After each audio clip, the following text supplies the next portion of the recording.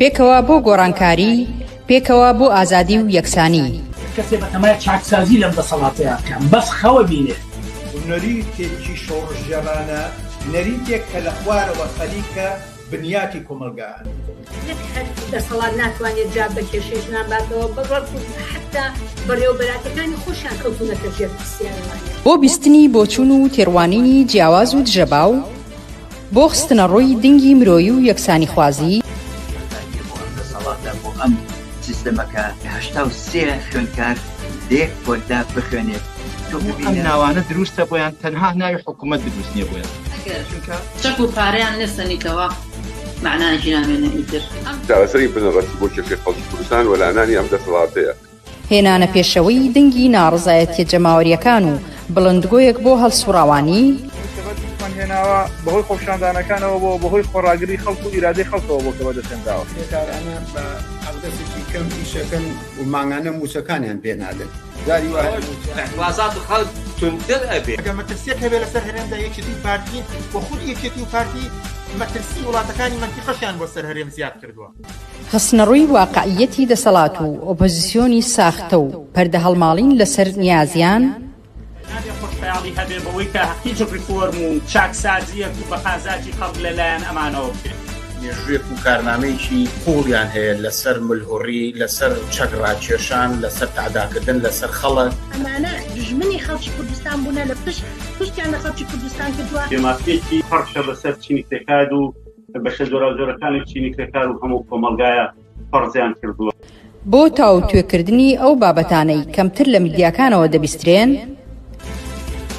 بەشێکی زۆری لە حیزبە چەپ و کۆمۆنیستەکانی دنیا و هەروەها بەشێک لە هەڵبژاردنەکانی ئەوروپا ناڕەزایەتیان دەربڕی وینەکانی تاوانی دروست کردووە و تاوان ئەنجاما دەسەڵاتی چەکداری میلیشیای حزبی میلیشیای لە کوردستان. خەڵک لەلایەکۆ قەویترە، سازمانی تەیارکردە، ڕادیکاڵترە. بۆ نیشاندانی ڕێگەی ڕزگاری خەڵکی،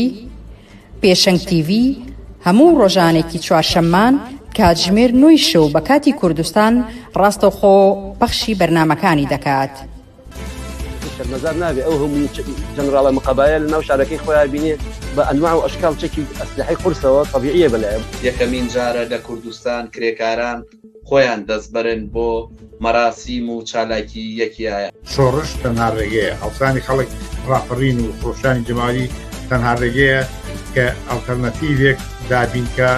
لە فەیسبوک، یوتیوب، ئینستاگرام، تویتەر و تیکتۆک فۆلۆمان بکەن.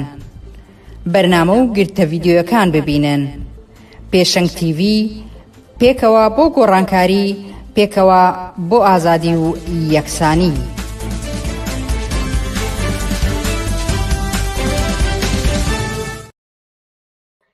بینەرانی عزیزی پێشەنگ TV ئێوەرتان باش. من بنار مستەفام و خۆشحاڵم بۆ جارێکی تر دێمەوەلاتان بۆ پێشکەشکردنی پەخشی ڕاستەوخۆی بەرنامەکانی پێشەنگ TV. ئەمڕۆ چوارشەممە نیە هەینیە وەکو ئاگادارمان کردنەوە لە تۆڕە کۆمەڵایەتەکانی پێشەنگ TVەوەکە بەهۆی چاوەڕوانی لە ئەنجامی هەڵبژاردنەکانی عێراق بەرنامە ئاساییەکانمان دوو ڕۆژ دواخست، بەڵام لە هەفتەی ئایندەوە دەچینەوە سەر کاتە ئاساییەکانی خۆی و چوارشەممانان نۆی کوردستان بەرنامەکان بە شێوەی ڕاستەوخۆ پێشکەش دەکەین. بەڵام ئەمڕۆ لەبەر ئەوەی کە بەرنامێکی تایبەتمان هەیە لەسەر هەڵبژاردنەکانی کوردستان و بەشداری حیزبی کۆمونیستی کرێکاری تیایدا بەرنامەکانی ئەم هەفتەیەمان بە شێوەیەکی جیاواز لە هەینیە پێشکەش دەکەین. ئازیزان بەرنامەکانی ئەمڕۆمان گوتم تایبەتە بە قسە و باس لەسەر هەڵبژاردنەکانی پەرلەمانی عێراق و قسە و باسێکیش لەسەر بەشداری حیزبی کۆمونیستی کرێکاری تیایدا. ئەم بابەتە شتاوتێ دەکەین لەگەڵ سەرۆکی مەکتەبی سیاسی حیزبی کۆمونیستی کرێکاری کوردستان خەسرەوسایە. خەسرەوسایە ئێوارە باش و سوپاس کە جارێکی تر لەگەڵمانیت.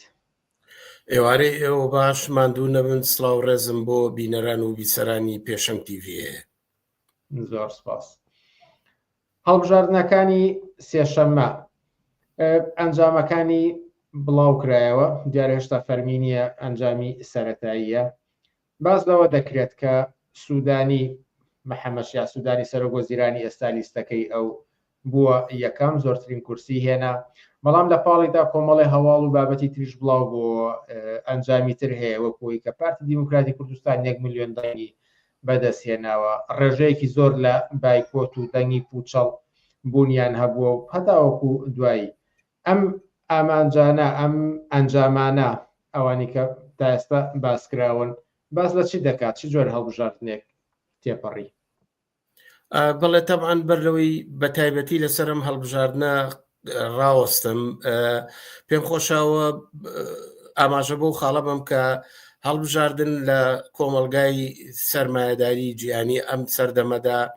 فێڵێکە درۆیەکە لە خەڵکی کرێکار و زەحمەکێش هاوڵاتیانی کەم دەرامە دەکرێت کە هەر 4 ساڵ جارێک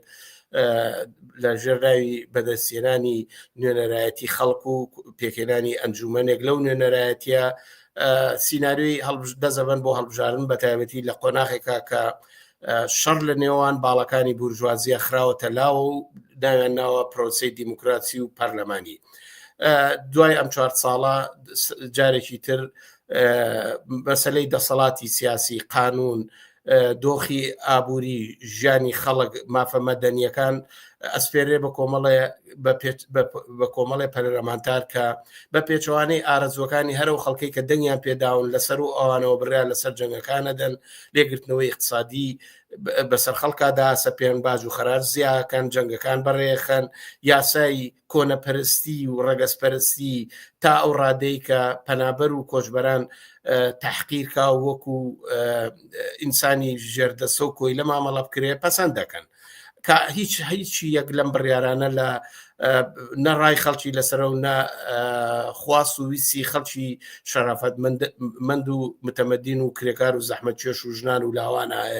لە سەراسەری جیهاندا ئەم پەرلەمانی هەڵبژاردنەی کام جارشکرا لەم چوارچۆیە بەدەر نییە بەڵام هەموو هەڵبژاردنەی دیارە تایبەتمەندی لە کەشوهەوایەکی خۆیان هەیە بە بڕای من ئەم هەڵبژاردنەی کە ڕوویدا ئەو پەڕی ناعەدالەتی ئەو پەڕی دانانی سیناریۆیەکە لە خازانجی حیزبە بورژواییەکان و باڵەکانی لە خازانجی دەسەڵات و هەوڵدان بۆ ئەوەی کە هەرچی زیاتر لەژێر زەخت و زۆر و فشارێکە خەڵک کێشنە پای سۆخەکانی دەنگان تا بتوانن ئەنجومەنەکان پێک بێن و لەو ڕێگایەوە جارێکی تر سیستەمی دەسەڵاتدارەتی لە عێراق و پێکێنانی هاوکێشێکی سیاسی لە نێو باڵەکانی ناسیۆنالیزمی کورد شیعە و سوننە پێک بێنن ئێوە سیرکەن ماوەی 40 ڕۆژ تقریباً لە پروپاگەندا دەستیان بر بۆ پروپاگەندەی پوچی نەتەوە پەرستی نەتەوە چێتی کۆنەپەرستی گەڕانەوە بۆ دین و باوەڕ و کۆنەپەرستی عەشایری هەموو هەنگاوێکیاندا لە هەڕەشەکردن لە کرێکاری ژینگە لە کارمەند لەوەی کە ئەندامان و لایەنگرانی خۆیان تەنانەت ناچارکەن بەوەی کە وێنەی دەنگەکانیان بدەنەوە بە حیزبەکانیان تا ئاستی بەخشینەوەی پارە سەرۆکی ئەحزابەکان بە تایبەتی سەرۆکی حکوومەتی هەرێم مەسئول بەرزانی هەموو ئەو پرۆژانەی کە خەوتبوون لە کیسەکەیە و کەس نەیبینی لە ڕۆژانی هەڵبژاردنا بوو بە پروپاگەندە و بە ناوی پارتیەوە کە گوایە پارتی چاکسازی کردووە سەریان دەرهێنا و لە کاتێکا ئەوانە هەمووی بەرئەنجامی تەوافقاتێک بۆ لەگەڵ پەرلەمانتارەکانە تەنانەت نەعەدالەتی لەوەی کە کرێکارێکی پێشڕە و ژنێکی شەرافەتمەند و مۆدێرن گەنجێکی دڵپڕ لە هیوا ئەگەر بیستایە بەشداری لەم هەڵبژاردنە بکە و نوێنەرایەتی دەنگ و خواستی خۆی و توێژەکەی بکردایە بە حکمی دانانی ئەو هەموو مەرجانەی کە دانرابوو نەیتوانی فرسەتی خۆکانی دیکردنی بۆ هەڵکەوێت لەوەش زیاتر تێرۆرکردن هەڕەشەکردن تەقانەوەی کاندیدەکانی یەکتری گەندەڵی لەوەی کە زیاتر لە 40 کاندیدی ئەحزابەکان حتا ڕعایەتی قانونەکانی کۆمیسیۆنی خۆشیان نەکردووە بەوەی کە بڕوانامەکانیان تەزویر بووە 1001 دەنگ لەوەی کە لیستی جیاکردنەوەی بەشی تایبەت و بەشی گشتی و هەڵبڕاندنی ژمارە لە خەڵک بەبێ ویستی خۆیان ئەتوان بڵێم وردەکاری ئەم مەسەلەی ئەوەندە گەندەڵی ئەوەندە تاڵانی ئەوەندە درۆ و ڕیاکاری بەخشینەوەی تیا بووە کەمتر نەبووە لە هەڵبژاردنەکانی تر تەنانەت تۆ سیرکەن خودی ئەو سیستەمەی کە دایان ناوە لە بنەڕەتەوە معلومە کە ئەنجامەکانی لەدەستەوە حزابان کە لە دەسەڵاتان ئەو حزابانن کە توانای مادی و بازرگانیان هەیە ئەحزابەکانی جنوب لە سوودانیەوە بگرێت تا خەزعەلی تا حەکیم هەموو ئەمانە لەسەر ڕاسی زنجیرە کۆمپانی دانیشتون لە کوردستان 2 حیزبی بنەماڵەیی لە ناوچەی زەرد و سەوزە کە تەواوی ئیمکاناتیان هەیە 30 ساڵە ژیانی خەڵگە هاڕێن ئیسفادیان لە هەموو ئەم مەسەلانەکە بەڵام لەگەڵەوە شاتووە ببینە ئەم سیستەمەی کە دایانناوە کەوتم لە قازانجی ئەحزابی گەورە و دەسەڵاتدارە ئەوەیە کە ناوچەکانیان کردووە بە چەند بازنەیەکە و بە پێی دەنگدانی ڕێژەی بە پێی سیستەمی ساندیگۆ کە زەربی 1.7 سەرنجام ئەمە بە زەرری ئەحزابی بچووک بە کاندیدی فەردی بۆ لیستانەی کە تازە واری دەبن بە زیانی ئەوانە تەواو بووە ئەمە هەموو ئەو سیناروێ بوو کە لەژێر ناوی دیموکراسی و پەرلەمان و گۆڕانکاری لەناو لە ڕێگای پەرلەمان و دەنگدانەوە هەروە ئەمە ئەو ڕاستیا سەرمێنەکە ئێمە ساڵهایە ئەڵێن کە انتخابات ڕێگای پەرلەمانی ڕێگایەک نییە بۆ ئەوەی کە گۆڕانکاری شۆڕژگێرانە بە قازانجی بەدیهاتنی خواستەکانی خەڵک بەدی بێ بەڵام لەگەڵ ئەوەشدا ئەم انتخاباتە ئەم هەڵبژاردنە با بڵێم جەنگ و کێشمەکێشێکی سیاسی لە نێو بەرەی خەڵک دەسەڵاتا کردەوە خودیەوەی کە لە ساب نزیکەی 50 خەڵک بەشداری نەکردووە لەبەر ڕۆشنایی ئەوەی کە زیاتر بەزە هەرێمی کوردستانە زیاتر لە 300,000 دەنگی پوچەڵیان داوە ئەمە نیشانەدا کە ئێترازێکی بەرین بەرامبەر بەم سیستەمە هەیە بە کە ناویان ناوە پەرلەمان و دیموکراسی کە لە 2003 دوای ڕوخانی حکوومەتی سەدام ئەمریکا بە دیاری لەژێر سایی گولەی تۆپ و دەبابەکانی هێنایەتە عێراقەوە ناڕازین ئەم ناڕازایەتیە مانای وایە ئەوەی کە بەداخەوە ئەم ناڕزایەتیە نەیتوانی ڕێگای شۆڕژێرانی خۆی هەڵبژێرێ و هێشتا نەگەیشتەوەی کە ئەو لایەنەی کە ئەتوانێت ئاڵوگۆڕی شۆڕژێرانە بەوەی کە ئەم سیستەمە سەرۆژێرکە سیستەمێ دامەزێنێکە تیا خەڵک ئازاد و یەکسان و خۆشگوزەران بێ لەم گەندەڵی و کۆنەپەرستی و دابەشبوونە چینایەتی و قەومی و جیاکاری کە بەسەر خەڵکادا سەپاوە کۆتایی پێبێنێ هێشتا ئەو خەڵکەی کە ناڕازیە نەیتوانیوە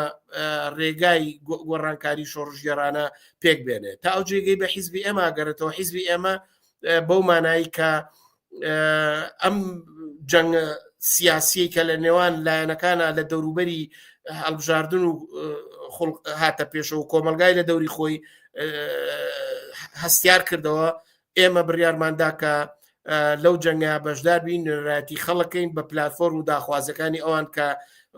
چەند ساڵانێکی زۆر بەرنەم هەڵبژاردنەوە هەڵبژاردەکانی تر لە شەقامە خەباتی بۆ کردووە کەوتۆتە بەرامبەر دەسەڵاتەوە لەلایەن هێزەکانی دەسەڵاتەوە بەرشەق دراوە سەرکوت کراوە زیندانی کراوە من پێم وایە ڕوانگەیەکی گشتی لەم هەڵبژاردنە ئەوەیە کە ئەمە سیناروەیە کە بورژوازی چنێ وەکوتم بۆ سازدانەوەی دام و دەستگا و دەسەڵاتەکانێتی کە بە دوای ڕوخان ڕژێمی سەدام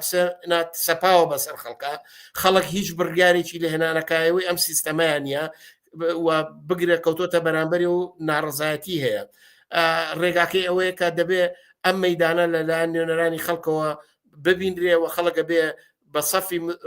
خەباتی سربەخۆی خۆیەوە بە داخوازەکانی نابێ غای بێتیایەوە ئەبێ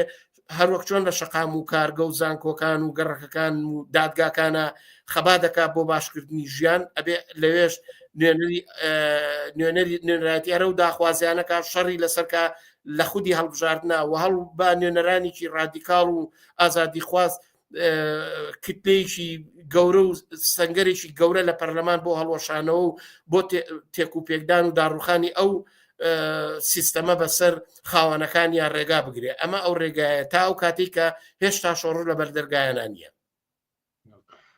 بۆ ساتێک زارێ لەسەر ئەنجامی هەڵبژاردنەکان ڕاوەستین و ئەگەر قسە و باسێک بکەین لەسەر ئەگەری پێکهێنانی حکوومەتی ئایندا یاخود وەکو دۆخی ئایندەی دوای هەڵبژاردنەکان چۆنە بێت پەیوەندی هەرێم و بەغدا چی ئاڵوگۆڕێکی بەسەردا دێت و ژیان و گوزەرانی خەڵکی لە سایەی ئەنجامی ئەم هەڵبژاردنەوە یان دەورانی دوای هەڵبژاردن چی ئاڵوگۆڕێکی بەسەردا دێت بە بڕای من ئەزین چۆنە ناوەڕۆکی ئەو هێزانەی کە تەوافقا دەکەن یەکێتی و پارتی لە بەتایبەتی لە هەرێمی کوردستان و ئەو ئەحزابان ئۆپۆزیسیۆنانی کە دەنگیان هێناوەتەوە و لە بەغاش ئەو دەسەجاتی شیعە و سوننە و حەشدی شەعبی و ئەو تایفانی کە بەهێزی میلیشا و بە پشتیوانی ئێران و ئەمریکا کایاکەن ئەمانە لە زووترین کاتا ڕێبکەون حکوومەت دروستکەن ڕێژ نەکەون ناوڕۆکیان ناگۆڕێ خەڵک لەگەڵ دیاردەیەکە بەرەو ڕوە کە لە ڕووی چینایەتیەوە ئەمانە بە بەرپرسیارە زانن خەڵکێکی کرێکار و زەحمەتکێشە لە شارەکانی کوردستان ببینین چ لە شارەکانی عێراق هەر ئەو سیستەم و دەسەڵاتەیە هەر ئەو خاوەنانەیە کە ماوەی دوودەیە ژیانی خەڵکی گیرۆدەی بێکاری نەبوونی نائارامی کۆنەپەرستی کردووە بۆیە بە بڕای من دواکەوتن و پێکهێنانی خێرای کابینەی تازە یا ئاڵوگۆڕێک لە پەیوەندیەکانی بینی هەولێر و بەغایە ناکاتەوەی کە سەرچاوی موسیبەتەکان و سەرچاوی ستەم و جیاکاری و سەرچاوی بێمافی سەرچاوی پەلاماری اقتصادی و قانونی و فەرهەنگی بۆ سەرخەڵکی کرێکار و زەحمەتکێش و ئازادی خواست لە شوێنی خۆی باقیە بەڵام تا ئەو جێگەیە گەڕێتەوە معلومە ئەو حکوومەتەی کە لە داهاتووە دروزە بێ لە عێراقا ئەبێ بە تەوافقی لایەنەکان بێ ئەوە خۆیان دەڵێن ئێستا کێشە کەوتۆتە سەرەوەی کە ڕئیس جمهور ئایا ئەگەڕێتەوە بۆ کورد یا ناگەڕێتەوە خۆیان ئەڵێن یا مەسەلەی سەرۆکی پەرلەمان ئەدرێ بە سونەکان یا سەرۆک وەزیران لە هەڵبژاردننی خودی هەڵبژاردنەوەی خودی سەرۆکی وەزیرانە لە ناو باڵەکانی شیعاق مشتومڕەیە کە هەموو ئەمانە نیشانەی نادەستەگی و پەرشوبڵاوی ریزەکانی بورژوازیە و بە بڕای من عێراق و کوردستانیش ئەباتە نێو کێشمەکێشێکی تازەوە تا ئەوەی کە هاوکێشێکی تازە هەمویان قانعکەن لەسەر چۆنێتی دابشکردنی چێکی دەسەڵات و سەرۆت و سامانی ئەم وڵاتەکە لەژێر دەستی ئەوانەدایە من پێم وایە دوای هەڵبژاردن دۆخی عێراقەکەوێتە بەرامبەر بە ناڕەزایەتیی فراوانی خەڵکەوە هەڵبژاردن تەواو بوو ئەوانە ئەو جایتر بە تەوابوونی هەڵبژاردن و پێخێنانی حکوومەت بە تایبەتی خواستەکانی خەڵک لە عێراق و کوردستان بەرجەسەترە بێتەوە خەڵک زۆرتر ئامادەی ئەوانێ کە چاوبژێڕێتەوە بە مووقیفی خۆی لە هەڵبژارانە چه ئەوانەی بەشدار بوون چه ئەوانەی بایکۆتیان کردووە من پێم وایە دەورەیەکی تازە لە خەباتی چینایەتی لەسەر داخوازەکانی خەڵک بۆ ئازادیەکان بۆ مافە مەدەنیەکانی ژنان بۆ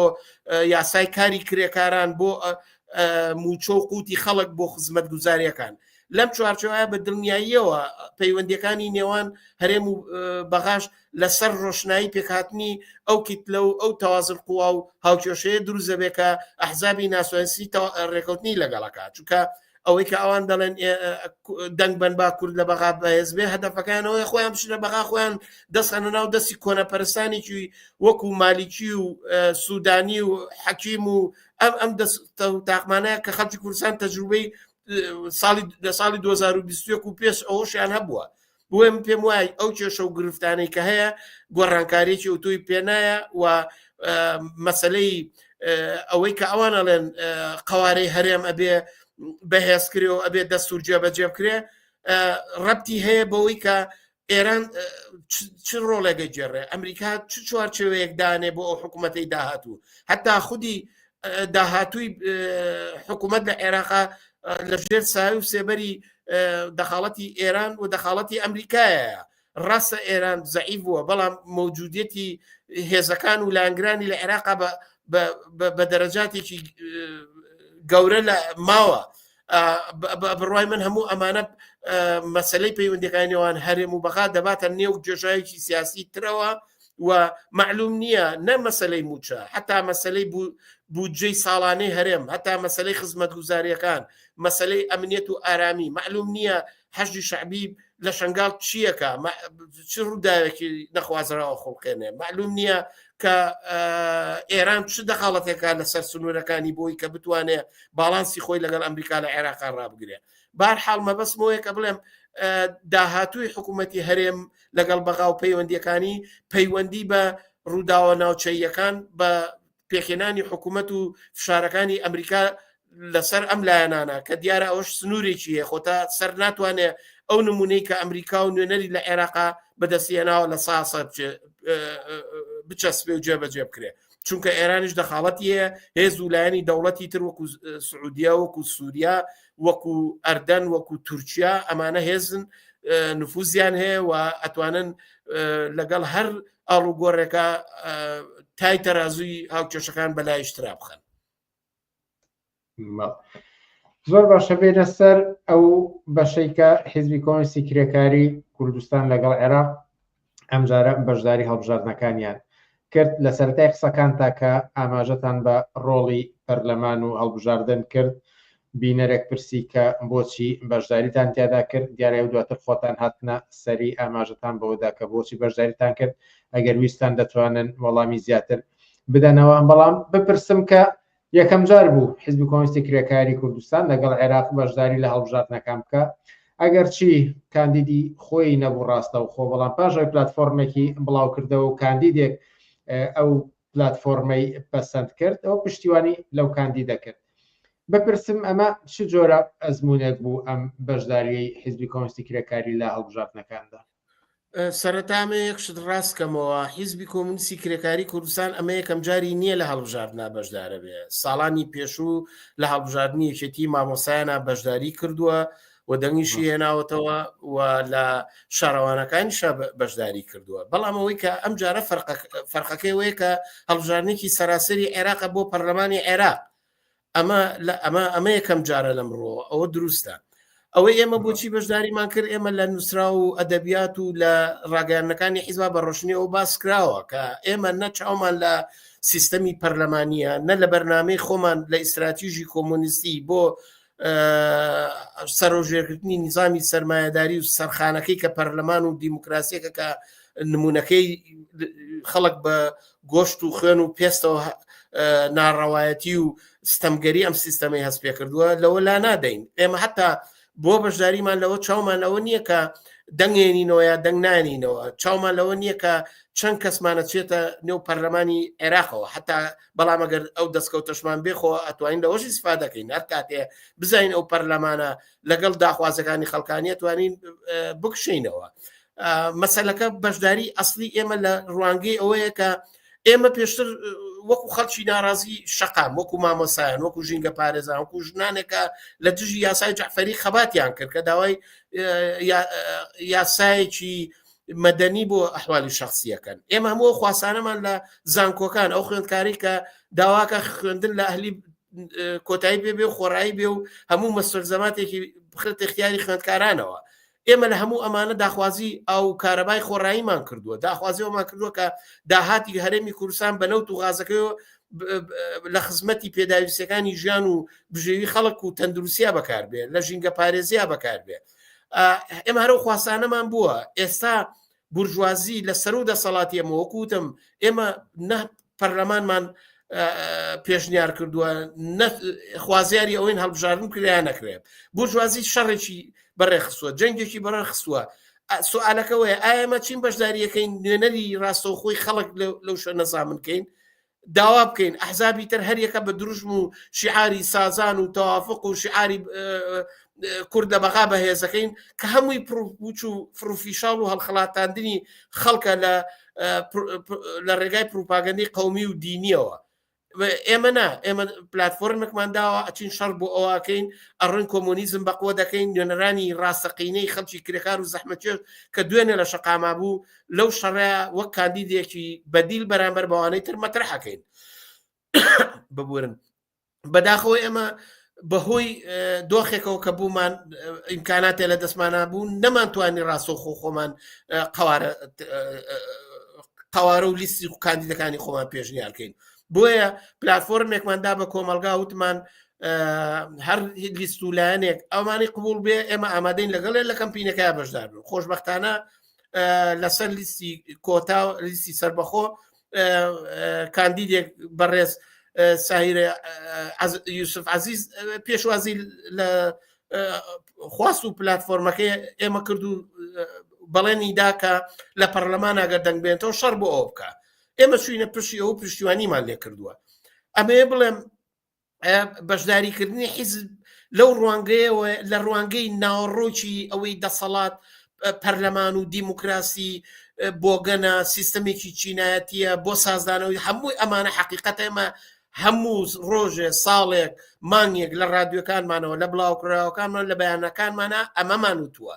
و ئێستا شەر ئەوانە دەڵێن بەڵام ئێمە حیزبی کۆمونیست حیزبێکی ئایدۆلۆژی نییە حیزبێکی سیاسیە حیزبێکی دەخاڵەتگەرە ئەوێ لەسەر مەسەلەکانی ژیانی خەڵک چ ئەو سیناریوانەی خۆمان دروستیەکەین چ ئەوانەی ئەحزاب و جوڵانەوەکانی تر دروستیەکەن ئێمە بە وەزیفەی خۆمان نەزانین سەفی مستەقلی کرێکاران و ناڕەزایەتیەکان و جەماوەر نوێنەرایەتی بکەین ئەمەش پێویستەکە بچێتە بچینە شەڕی لایەنەکانی ترەوە بە پلاتفۆرم و بەدیلی خۆمانەوە بە کەسایەتەکانی خۆمانەوە بە خەباتێکە لە شقاما کردومانە لەوێش درێژۆی پێبین و خەڵک وشارکەین و لە دژی خودی ئەو سیستەمە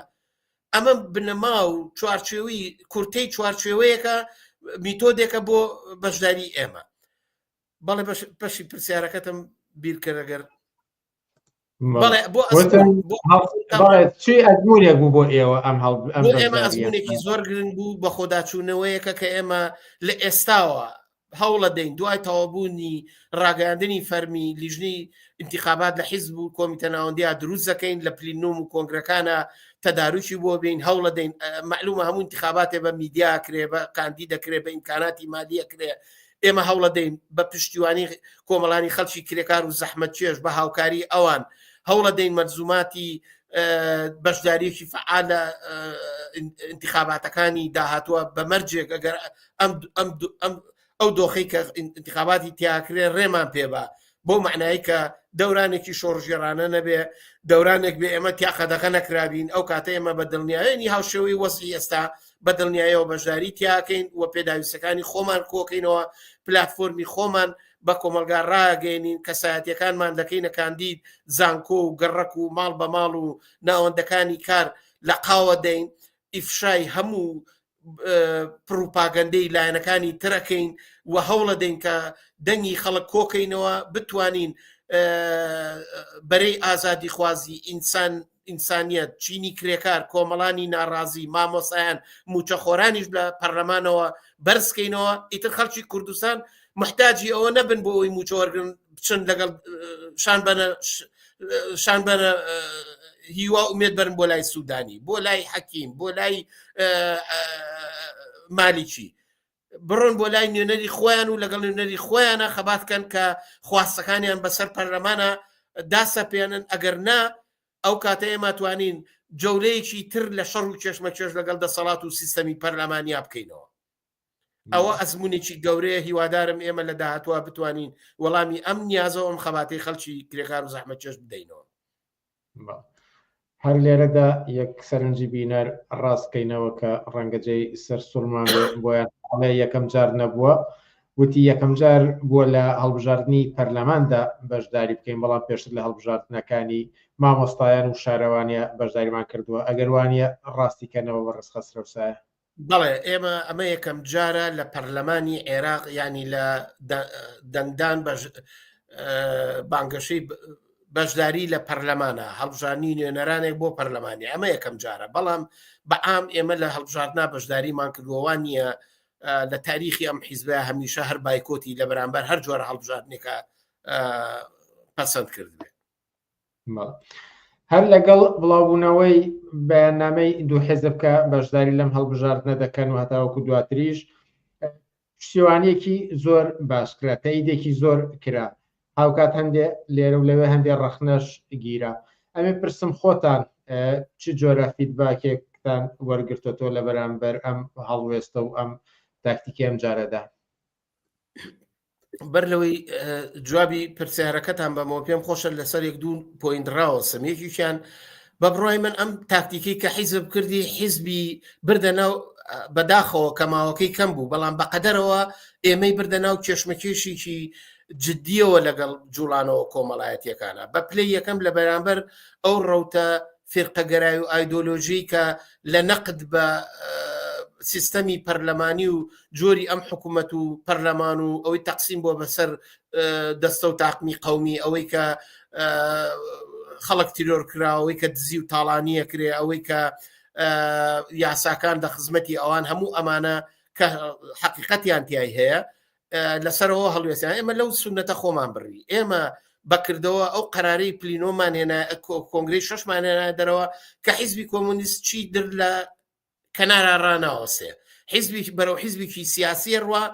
وە کاراکتەرەکانی حیزبێکی دەخاڵەتگەر لە ڕووداوەکان و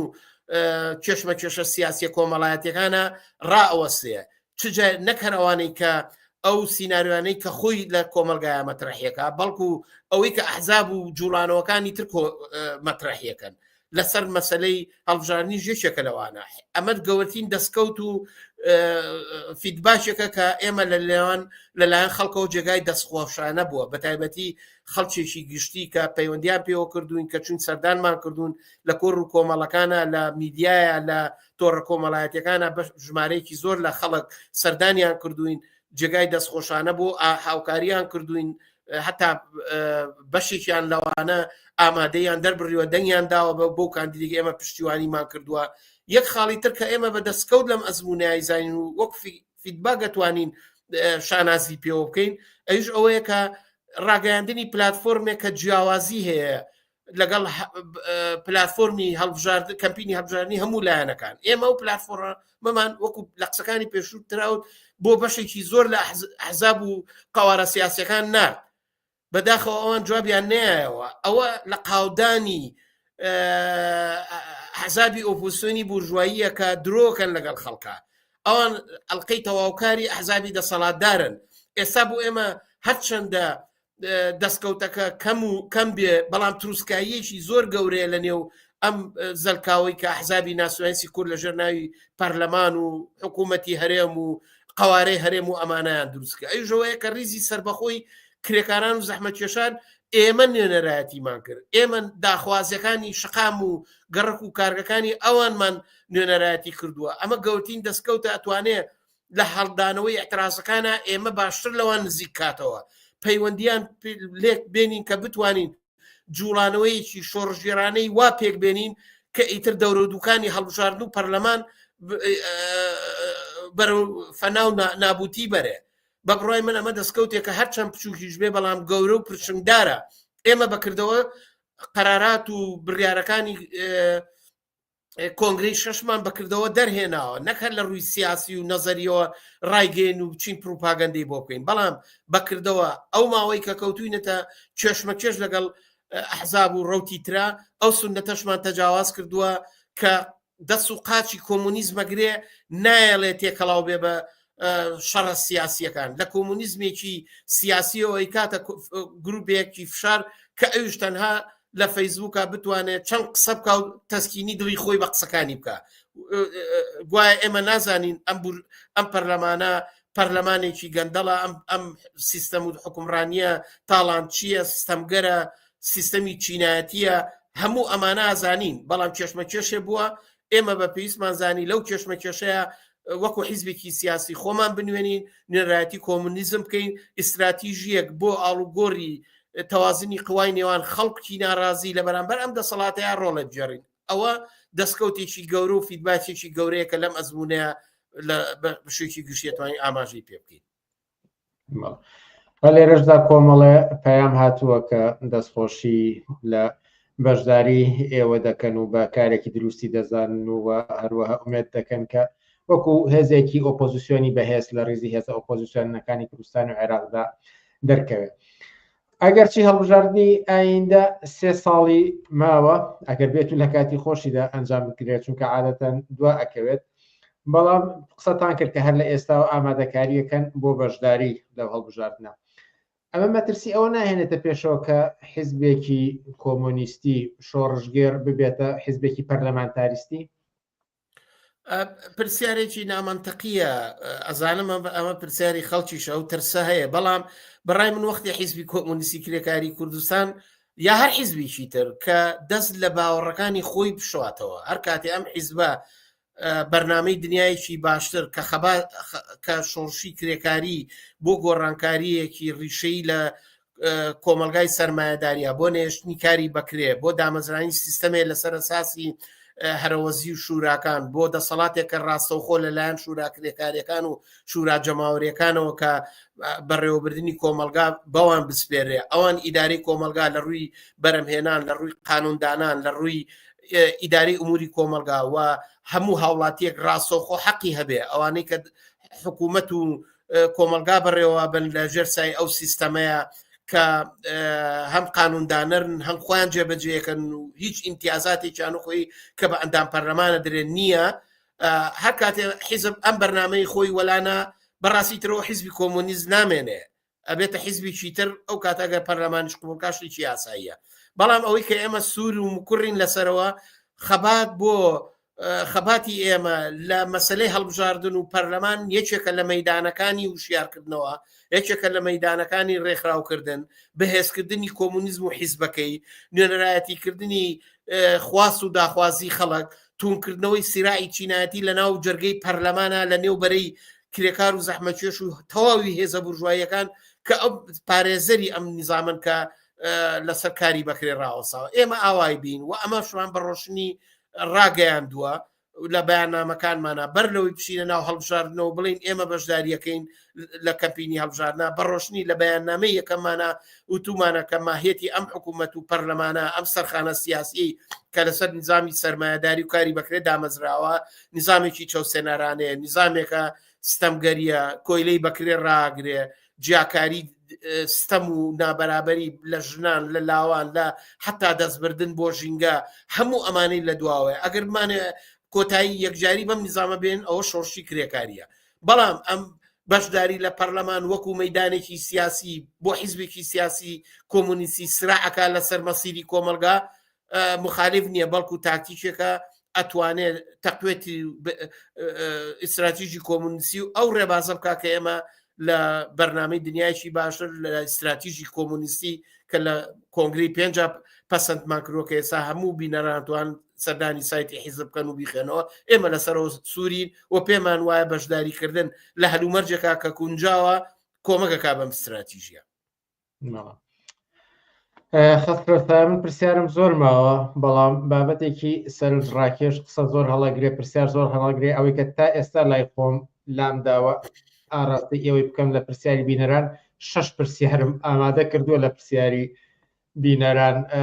دازانم ئەگەر سییانیان بکەم و سیانی هەڵگرم بۆش بەی دووەم بۆی کە یەک ڕەنگە زۆری پێ بچێت ئەکشکرێ شەر نییە یەکێکە پرسیارەکان وەڵام بەرەوەڵکو وەڵامێکی گشتی بە پرسیارەکان بدەنەوە موافق بوون لەگەڵمانەوەکەین پرسیاری یەکەم ئەڵێ لە پەرلەمان ڕێگە بە ئەحزابی کۆمونیستی دەن قسە بکەن کە کاتێک لە بەرامبەر ئۆپۆزیسیۆنەکەی خۆشیاندا هێندە تونن پرسیاری دووەم ئەو دەنگە ناڕازیەی ئەوانەی کە دەنگیان بە هەڵوێستونەوەی نوێداوەی واتە بەشی ناڕازی چۆن بکرێت لە دەوری حیزبێکی شۆڕژگەر کۆ بکرێنەوە بۆ خەباتی شۆڕژگێڕانە و هەروەها پرسیارێکی تریش کە پێشنیار بۆ حیزبی کۆمیست کراوە کە ناوی کۆمونیست لە خۆی بکاتەوە بەهۆی بەشداری لە هەڵبژاردنەکاندا ئەم سێ پرسیارەگەر سەرەتا وەڵام بدەنەوە سوپاسگوزارە بن با لەو برادرەوە دەست پێ بکەم کاڵێ ناوی خۆیان بکێشنەوە من پێشنیارەکەم باشە ئەو کۆمونیستی کە بایکۆ دەکا خۆی چی کرد سوالەکەوەیە باش ئەوە ئێمە غەڵەتمان کرد بەس ئەو خۆی بایکۆتی کرد و کۆمونیستەکەی 24 عیارە چی کرد ئایا بایکۆت هیچی گۆڕی حتا بە زۆریانێ خۆیان بۆ خەڵکەیان ڕاکێشن کە بەشداری نەکردوە لە هەڵبژاردنە بابە خەڵک میکانیزمی خۆی هەیە خەڵک چاوی لە منطقی هێز و گۆڕانکاریە وەختێکە ئەبینێ هیچ ڕێگا و دەرەدانیی نییە و بێ ئومێدەن ئەزعف ئیمانی ئەوەیە کە بڕوا لە ماڵەوە دانیشە و دەنگنەیە بەڵام ئەو کاچی بایکۆت و کۆمونیستە 24 عادە لە یەکمانگی ڕابردووە چی کردووە چ تەزاهورێکی بەڕێخست کە عادەتەن کۆمونیستەکان جەسوورن ئەگەر کۆمونیستەکەی ئەو جەسارەتی هەیە چی کرد لە مەیدانی شارەکانە چەند میتینگی کرد چەند سنووقی دەنگان و بنکەی تێکدا بە بڕای من ئەم قسانە بەس بۆ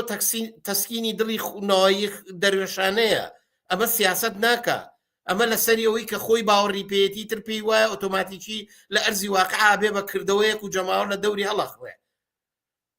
بۆیە من پێم وایە ئەم قسانە جگە لە توانج نایەوێ منطق بگرێ من ئەوە چەند دقەیە قساکەم منطق بازەکەم کۆمونیزمون شتێک نییە کاچی بایکۆت بۆ نمونە تۆ بە منی بدەیت کۆمونیزمون لە کردەیەکی واقعیە هەوڵدانە بۆ خەباتێکی سیاسی کۆمەلگای پێشۆڕژگێر بکەیتەوە خەڵکی پێ هوشیارکەی پێی ڕێکخراوکەی نوێنەرایەتی سەفی سربەخۆی ئەوانکەی ئەمە پرسیارێکیان ئەوە نەبە پێویستە زانم بەداخۆم بۆ برادەرەکە بەم زمانە قساکە فەرموو ئەگەرەوە ڕاستکەمەوە ئەڵێ وا ئەڵێن پرسیاری خۆی نەبوو کەسەکە ئەڵێ ئەم پێشنیارە کەوایە ببوورە کەوایە مەبەسم هەموو قسانە بۆ ئەو بۆ چوونەیە کە پێی وایە بەڵێ لە پەرلەمانە ڕێگە بە کۆمیستەکانی قسەی خۆیان بکەن کە کاتێکدا بەرامبەر ئۆپۆزیسیۆنی خۆیان داهێندەتون بن طبعا وایە معلومە خۆتۆ سەر لە کۆمەلگاشە من نمونێکی سادە بۆ بێنمەوە ئێمە پێش هەڵبژاردن ویسمان سیمینار لە سەروبەندی کەمپی ناویسمان سیمینارکەن ڕێیان لێگرتین یعنی بورژوازی هەمیشە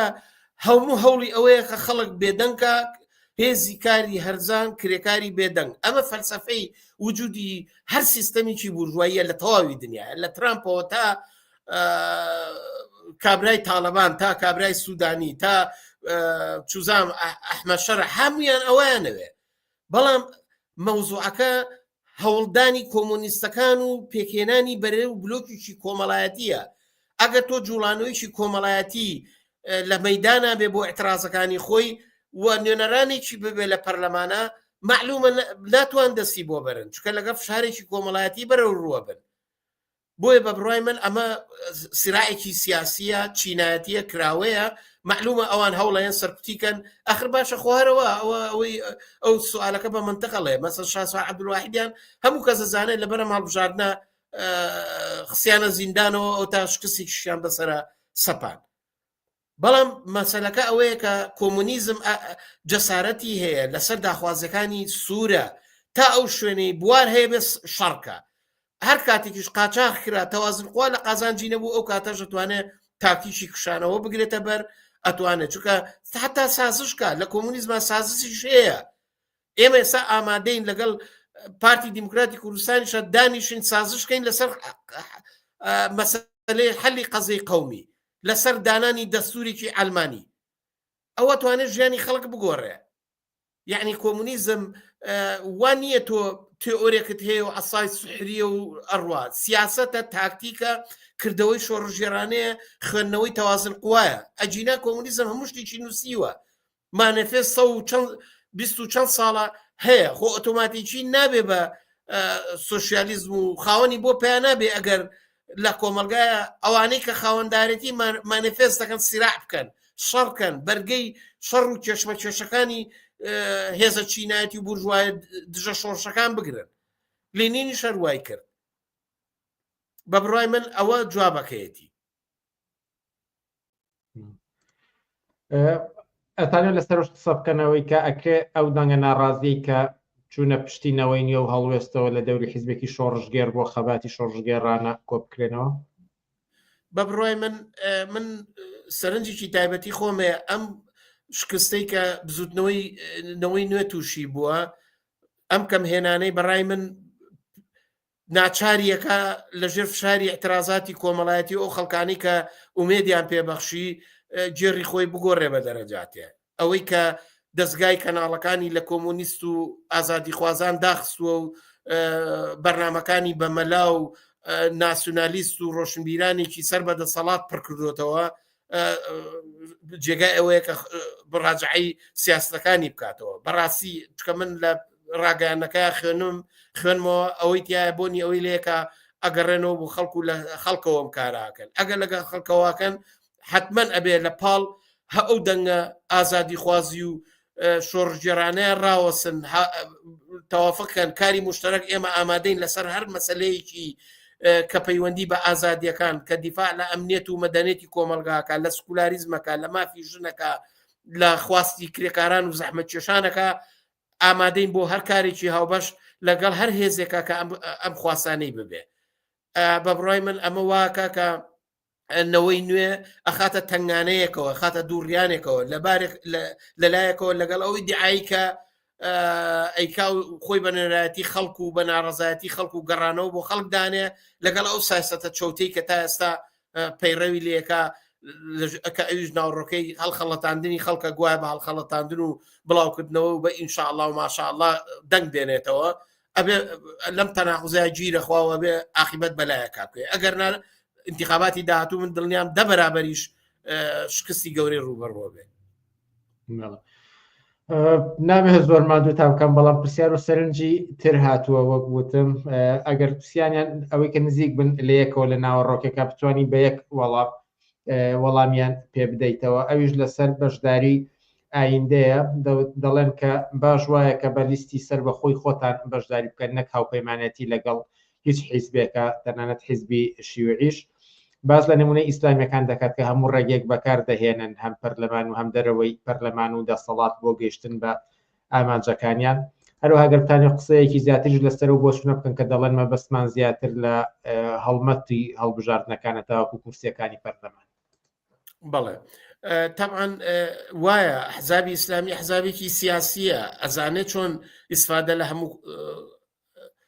گۆشە و کەنارێکی ناو کۆمەلگاکە و لەو مینبەراناکە بۆ بەهێزکردنی خۆی ئەوە ئەگەر بۆ ئەوان کفر نەبێ بۆ کۆمونیزمیش کفر نییە ئێمەش ئەو ڕێگایە دەرکمان کردووە و بڕیارمان ناو بەکردەوەش دەرمان هێناوە بم بورن پەرد بووم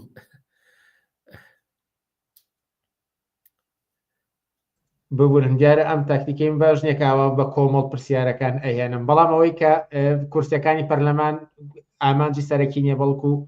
پرۆپاگاندەکە بەڵکو ینی هەڵمەتی هەڵبژاردنەکە بۆ ئێوە جێی لەگەڵ ئەحزابی تر نەکەن بیرم کەوتەوە باجارە لەوە تەمان ئێمە حتمەن ئێمە هەوڵە دەین ئەم جارە بە لیستی سەربەخۆ بڕۆین بەڵام هەموو هەڵبژاردنێ تایبەتمەندی هەیە هێز و توانە و ئیمکاناتی ئێمە ڕێگا بە چنە جۆرە تاکتیک و چ شێوە دەرکەوتنیەکەدا بەڵام هەر جۆرێ بێ یعنی ئەسڵ بۆ ئێمە ئەم جارە ئەوەیە کە ئێمە خۆمان کاندید بین خۆمان قوارەدانین خۆمان بڕۆین ڕابەرانی کۆمونیست و کرێکار و ژنان و ئانە بخینە پێشپای کۆمەلگا و لە دەوری پلتفۆرمێکی کۆمونیستی کەمپینی هەڵبژاردن بەرینە پێشەوە و ئێمەش ڕێگای خۆمان هەیە و حتمەن سنەتی خۆمانەیە بە ئیسفادەکردن لە میدیا و ئیمکانات و سنەتەکانی خۆمان حتمەن بەشداریەکەین بەڵام ئەوەی کە لەگەڵ ئەحزاب و لایانی تراوکوتم ئەوە ڕەبتی هەیە بە مەسەن بە تەقسیمی ناوچەکانی نفوز تەقسیمی شێوە و قەرارات و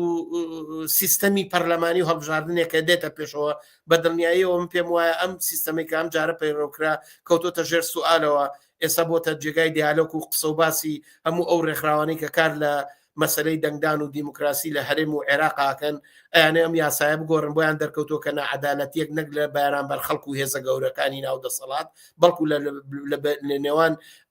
خودی ئەحزابەکانی ناو دەسەڵات و ئەوانەی کە قەراریان بەدەستە کەوتۆتە نابەرابەری و نادات پەروەری وەکو خۆیان ئەڵێن من نمونونەکەیم هێنایەوە بۆیە مەبەسمەوەی کە ئێمە هەوڵە دەین وەکوتم ئەم جارە بە مستەقلی و بۆ شێوەی کە ئەوان بەڵام چاومان لە تەوازن و دۆخی کۆمەلگایە ئێمە ئیلهام لە کۆمەلگا وەرەگرین لە هێز و قووەت و ئامادەیەکانی خەڵکی کرێکار و زەحمەتکێش و ڕابران و هەڵسوڕاوان وەرەگرین لە توانایە کە هەمانە ئێمە ئەم انتخاباتە هەر انتخاباتێکی تیژوێ کوتم بۆ بەهێزکردنی سەفی خەباتی کۆمونیستی کرێکاری و جەماوەری لە دژی ئەم دەسەڵات و سیستەمە ئەوە ئامانج و بڕیاری یەکەمانە ئەوەی کە دەنگێنینەوە یان نا یا کورسی پەرلەمانێنین ئەمە ئەنجامی ئامانجەمانە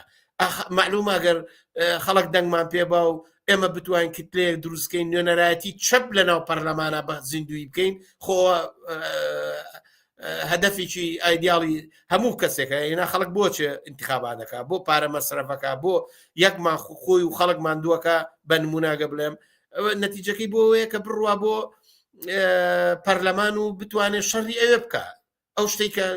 بەڵێنی بە خەڵک داوە ئەو بەرێتە پێشەوە بەڵام بۆ ئێمە تاکتیشی هەڵبژاردن هەدەفە ئەسلیەکەی ئەوەیە کە ئێمە بتوانین کۆمونیزم بەهێزکەین نوێنەرایەتی حیزب بکەین و پلتفۆرمی کۆمونیزم و سەفی کرێکار و زەحمەت چێژ لە دەوری ئەو پلتفۆرمە ڕێخەین و سەفی ئەوان لەگەڵ ئەحزابی بورژوازی جیاکەینەوە ڕێکخراویان کەین وشیاریان کەینەوە خۆیان بێن خۆشیان لەگەڵ ئێمەیان بکەن بە کاندید و بتوانین هاوکێشەکە بگۆڕین دیارە لە گۆڕینی هاوکێشەکە وەک حاصل تەحسیلێکیش کاندیدمانە چێتە پەرلەمانەوە ئەگەر دەنگ بێنینەوە فەرموو ئەڵە ڕەخنێکتان لێ گیرێ کە پەلەپەلی پێوە دیار بووە ئەم بڕیار و بەشداری ئەم جارەتان ئەتانە لەسەرەوە قسەیەک بکەن بەڵێ ڕاستە پەلەپەلی پێوە دیار بووە ئەیش مەسەلەکە ئەوە بوو کە بەداخەوە ئێمە درەنگ لەسەر هەڵوێستەکەمان ساغبووینەوە سەر ڕایەوەی کە ماوەیەکی زۆر لە دوای کۆنگرۆ ئەم باس و مناقەشەتانەمان کرد بەڵام وەختێک کە کات هاتە سەرەوەی کە انتخابات بەکردەوە بڕیاری لێدرا چکە حتا ئەحزابی دەسەڵاتداریش لە کوردستان پێیان وا بوو کە انتخابات ناکرێ هەر خودی ئەم دواخستنی حکوومەتی هەرێم یەکێ بوو لە ئەنجامەکانی کە انتخابات ناکرێت و چاوەڕێەکەن یەکلا بێتەوە ئێمەش بە دەرەجاتێک مراقبەی وەزعەکەمانە کرد وەختێک کە هەوڵماندا زۆر محاولەمان کرد بە پێوەی کە ئێمە حیزبیی قانونین پەرلەمان کۆمیسیۆنی باڵا یاسایەکی تری هەیە تا هەوڵماندا مەرزوماتەکەی حازرکەین جگەلەوە ئیمکاناتی مالی ساختنەوەی کاندیدەکان بەپێی موازنێکە بە یەکسانی بەسەر کادر و ئەندامی حیزب و خەڵکی دەروی خۆمان پێک بێنێ ئەوە وای کرد کە ئێمە بەشداریەکەمان دواب بکەوە بۆ معنای ئەوە جگەلەوەی کە درەنگ ئێمە ئەو کاندیدەش خۆی ساخ کردەوە لەسەرەوەی کە پشتیوانی دوای مناقەشە و قسە و باس و چەند دانیشتنێک لەگەڵ حیزبی شوعیا ئێمە توانیمان بۆ ئەنجامە بگەین ئیجنا ئێماگەر کەسێک چاودێری یا بەیاننامەی ئۆکتۆبری ئێمە یەکەمی خوێندبێتەوە ئەڵێن ئێمە ناتوانین یەکەم بەیاننامە بە خەڵگەڵین ناتوانین بەشداریکەین ئەچەند زۆر هەوڵیشمان نابەشدار بین دەلیلەکەشی سادقانە بە خەڵکمانون کە ئێمە توانا و ئیمکاناتی ئەومان لەبەردەسانیە ئەو کۆت و بەندە قانونی کە کۆمیسیۆن دایناوە بۆمان جێبەجێ ناکرێت بۆیە ناتوانین لەم هیناژێن بەڵام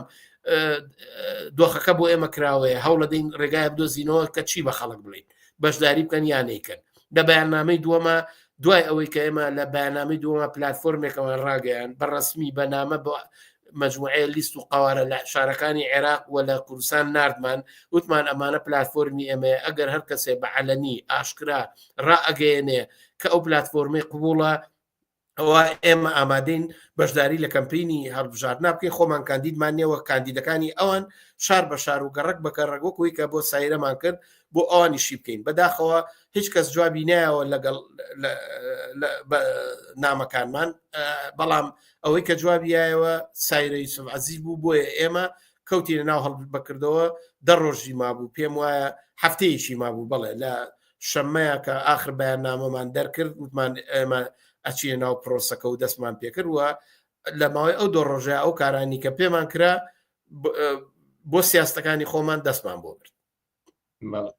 خستە و سازانم زۆرمان دوێ بەڵام سێ پرسیاری ترم ئامادە کردووە پرسیاری تر وەرناگرم ئامادەی وەڵامی و سێ پرسیارشمان بیتەوە یان ئەتۆ دەردا خۆتایی پێبێنی زۆر پرسیارێک کە بۆچی تا ئێستا پشتگیری مادیتان نییە بۆ ئەوەی کە لە ڕووی میدیایە و میدیایکی بەهێستان هەبێت وڵا پرسیارێکی منتقەیە بۆچی نیمانە لە بەرەم حیزبە کۆمپانیا نیە سەری بە هیچ حکوومەتێکەوە نییە سەری بە هیچ بوجە لە حکوومەتی هەرێم وەرناگرێ کۆمپانیامان نییە کە بڕۆین تاڵانی و بڕۆی جگەرە و مەشروبی قاچاق بێنین برنج و چاو ئەمانەی قاچاق و بێکواڵەتی بخەین ناو خەڵکەوە ئێمە ئەومان نییە پشت بە ئیمکاناتی خۆمانە بەستین بەڵام هەوڵیشمان هەیە کە هەوڵ بین سەرچاوە دارایەکانی خۆمان باشترکەین و هەوڵ بین دڵسۆزانێکە لە ئەنگری خەڵکن دڵسۆزانێکە ئەیانە کۆمونیزم پێشکەوێ هەوڵە دەین ئەو توانەوە ئیمکاناتە بەدەستبێن حتمما ئەوە خاڵێکی زۆر گرنگە حیزبێکە گەربیێ بەڕاستی چالاکانە لە هەڵبژاردنێکا بەشدار بێ پێویستەکە کە میدیایەکی هەبێ و بەڕاستیش حیزبی انتخاباتی لە نمونەی نوێ و هەڵوێست و گۆڕانوانە بەڕاستی لە دەوری میدیاکان توانیانە خەڵک فری بدەن و خەڵک بخەنە پشتسەری خۆیان بەڵام لەوە زیاتریان پێ ناکرێت کە یەکێتی و پارتی کردوانە پرسیارێکی ترکاڵێ بەرەی بایکۆت وەک بینیمان بەهێزە هیچ بەرنمەیەک هەیە کە ئەم هێزە حزب لە دەوری خۆی کۆبکاتەوە بۆ ئاڵ و گۆڕێکی ڕیشەی بەرەی بایکۆت بەهێزە مەبەسمان ئەو خەڵکانەیە کە نەچوون بەرژاریان کرد من پێم وایە ئەمە ئەترازێکی سلبیە ئەترازێکە لە سەری بێ ئومێدیەوە کراوە لە نێو خەڵکە من حەقی ئەو چەپ و چۆڵەم نییە کە فێرقەیەکن و دانیشتون دەروێشانە بە چاوەگەڕن بە نەزاریەکانی خۆیان و مارکز وەکو مەزهب و قورعان سەیرەکەن من نامێ جوابیەوە بەڵام ئەو خەڵکە عامەی کە نەچووە شێوەیەکی ناڕزایەتی خەڵک هەمیشە پێشڕەوانە نییە، هەمیشە شۆڕژێرانە نییە. ناڕزایەتی خەڵک ئاستی هەیە بە پێی توانا و دەرک و هوشیاری و سەفبەندی خەڵکی کرێکار و زەحمەت چێش ئەبێ پێناسەکرێ. من پێم وایە ئەوانەی کە خەڵک نەچوون حتا لەوەیە کە بێئومێدن، لەوەیە کە ریزێکی شۆڕژگێرانەی جەماوەری حیزبێکی پێشڕەوی کۆمەڵایەتی هێشتا ئینتخابیان نەکردووە. من پێم وایە ئەگەر ئەو هێزە لە سا دوی پشتیوانی حیزبی کۆمونیست بێ و بێ لە ڕیزەکانیان ڕێکخراو بێ وێگرتوو بێ بایکۆت ناکە یا خۆشی کاندی دەکات شەڕی خواستەکانی شێکا و کاریژەکە بۆی پەرلەمان سەرۆژێرکە. من پێم وایە بەرنامەی ئێمە بۆ ئەوان هەرەوەیە کە بێن لەگەڵمان، بێن لە دەوری ئێستا ئینتیخابات تەواو بوو، بەڵام هەرو خواستانە ئێمە باقیە. هەروکو لە قسەکان وت ئاو کارەبا بە خۆڕایی بکرێ، تەعینات بکرێتەوە، دەستوریە بۆ کوردستان بنووسێکە لە چوارژنەیی و ئازادی دینی و بێدینی بە ڕسمی بناسێنێ،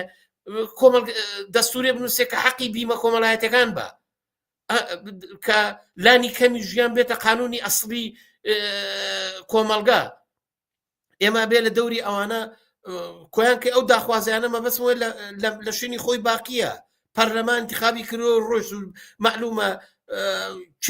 ئەچێتە ناو دەسەڵاتی داهاتووە، چ لە هەرێم چ لە بەغا. بەڵام قەرار نییە ئەوان داخوازی ئەمە بکەن. 30 ساڵ ئایا کافی نییە کە لەوە تێبگەین کە ئەمە حزابانە هیچ چاوەڕێنیان لێ ناکرێت کەوای ئەو خەڵکەی کە بایکۆتی کردووە ئیترە بێ بگەڕێ بەلای هێزێکە کە تعبیر لە داخوازەکانیەکە، نابێت چاولەوە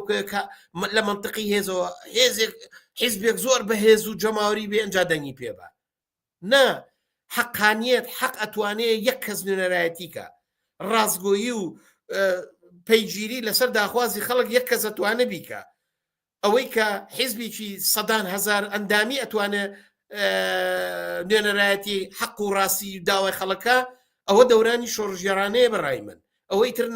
نەباسی انتخابات هەیە، نەباسیەوەی دەنگ بە میانەی بدەم بە بایکۆت کەم بایکۆت نەکەم. نا من پێم وایە ئەم بەرنامەی ئێمە بۆ ئەو دەنگە ناڕازی کە بەشێکی زۆریان نەچوون ڕاستە ئەبێ بێئومێد نەبن. لە کۆمەلگای کوردستانە ریزی ئازادەخوازی چرایەکە ئەسووتێ هەیە مەوجودە، بۆەوە جواب نادرێتەوە کە پشتی تێ بکەیت، بۆەوە نابێت کە لە ماڵەوە لە پەنجەرەکانەوە سێکی تا ئەبێتە حیزبێکی گەورە ئەنجام بچیتە پاڵی. نە وەرن حیزبی کۆمونیست بەدەستەوە بگرن، ببنە ئەندامی، ببنە کادری، ببنە مەسئولی شار و شارۆچکە و کارگە و زانکۆکان لە دەوری ئەو بەرنامەیە کە ژیانێکی باشتر و ئاسوودە کە ئیرادەی کۆمەڵایەتی بۆ بەڕێوەبردننی اقتصاد و سیاست لە دەستی خۆتان داانێ، وەرن ئەوە بەدەستەوە بگرن. بەرنامەی ئێمە ئەوەیە ئەبێ بچینە دەورەیەکەوە حتا لە ئێستاوە بەر لەوەی ئەم دەسەڵاتانش بڕوخێن و لا ببرێن، ئیدارەی کۆمەلگا لە شارەوانیەکان لە بەڕێوەبەرایەتی ئاو کارەبا لە خوێندگاکان ئەبێ نوێرانی خەڵک بێ.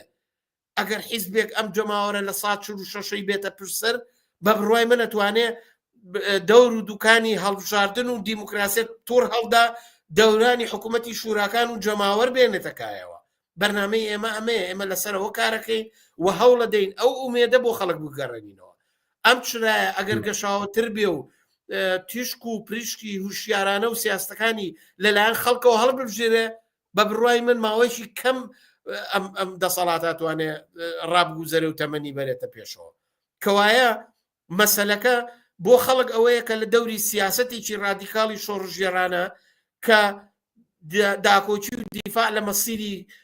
ڕاستەقینەی ئەوانەکە کۆ ببنەوە، ڕێکخراو بن لە دەوری داخوازەکانی خۆیان شوراکان دروستکەن، یەکێتی کرێکارەکان دروستکەن، ڕێکخراوەکانی ژنان لاوان، سەنگەرەکانی ناوەندەکانی ڕۆشنبیری بکەنە نیهادی سکولاریزم و پێشکەوتن خوازی و ئینسان دۆستی، بەدەنگ یەک و هاوکاری یەکتریەوە بین. بەو تەوژمە ئەتوانێت داخوازیش فەرز کرێ، ئەتوانێت جوڵانەوەیکی ناڕزایەتی سەراسەری بەرامبەر بە نەکەر دەسەڵاتی پارتی و یەکێتی، بەڵکو لە دەوری منشوری داخوازیەکانی خەڵکی کوردستان لە بەرامبەر ئەحزابی حاکم لە بەغایە توانین چینە شەڕەوە تا و ئاستەی کە نوێنەرایەتی خەڵکی کوردستان لە یەکێتی و پارتی و ئەم لیست و قاوارانەی کە چەند ساڵە فری و خەڵکەن بسێنینەوە خەڵک خۆی نوێنەرایەتیکە، خۆی بزانێ ئایا سەرنجام بە چ مەرجێکەوە لەگەڵ عێراقامێنێ یا خۆی دەوڵەتێ دروست دەکای ئیدارەکەی لە دەستی خۆیان بێت من پێم وایە ئەوە بەرنمەیەکەکە لە ئاسۆی ئێمەیە